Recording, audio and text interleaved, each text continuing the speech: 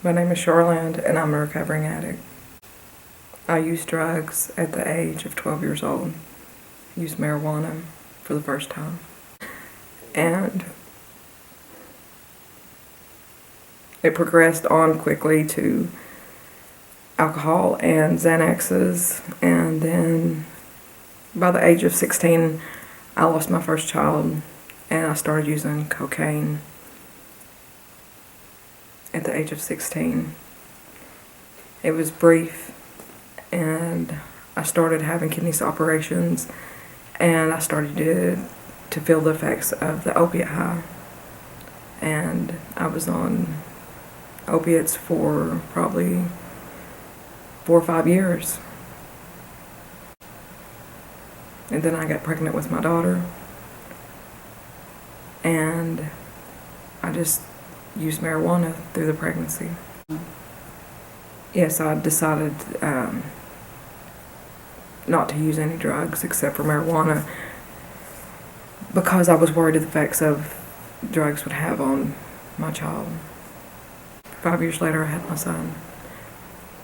Okay. And I used crack cocaine, and I used Xanax, Percocet, Loratab, Somas the whole time.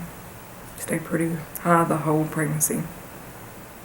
I lost my first child's father. We were in a relationship for a few years, and after I lost him, meaning that we split up, and the perfect picture, the ideal of having the perfect family, the father and mother in the home and stuff, it kind of rocked my world, and I ended up losing it and just didn't care. The disease of addiction is strong, and when you're in active addiction, you don't care who you hurt or who's involved. It's all about numbing out and not feeling what you're feeling. It was my last pregnancy. I was 27 years old.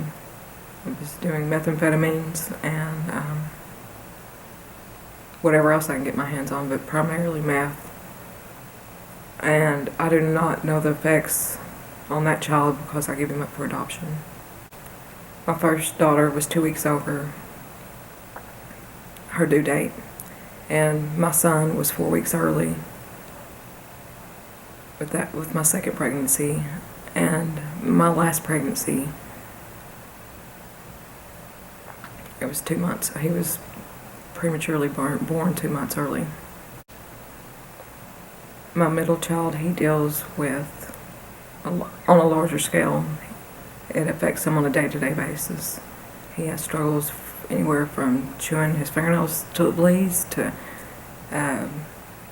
unconsciously chewing on his clothes all day, chewing holes in his clothes. He likes playing with my hair and chewing on my hair. He can't sit still in class. He don't listen in class.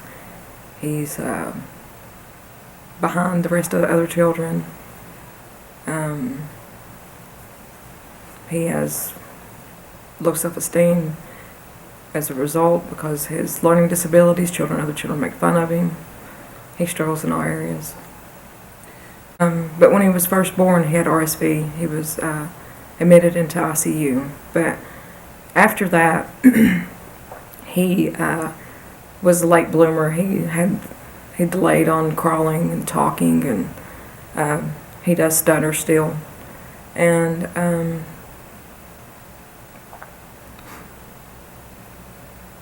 he's always been a little step behind. There's a specialist that Dylan goes and sees. He sees an eating trainer, and he goes to Ken's Corner for his coordination problems. He has problems in coordinating the left side of his body and the right side of his body in sequence. And is what I mean by that is like the jumping jacks and stuff like that in gym, and he don't have problems walking, but he has problems participating in gym and stuff like that. So he goes to the Kids Corner in Morristown and sees a therapist, and he takes non-narcotic medication to help him deal with the anxiety. His regimen on diet would help a lot, but he'll shut down and starve himself and won't eat or drink anything and go into a temper tantrum. He basically diets pizza. Looking back on the things that I've done to people and my children in active addiction affects me enormously in recovery, because I deal with the guilt and the shame that goes along with my actions in the past. But today I'm working in a 12-step program trying to help me deal with that. If you're pregnant and you're in active addiction, go to probation, go to the school, go to anyone that will listen and get help, and so you won't have to face the things that I faced today.